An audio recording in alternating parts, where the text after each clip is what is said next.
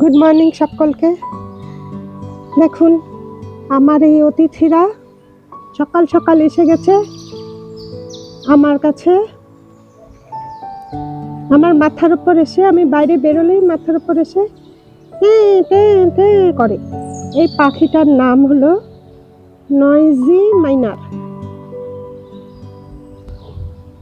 তো এদের খাবার চাই, তো আমার দেখুন কিভাবে খাচ্ছে।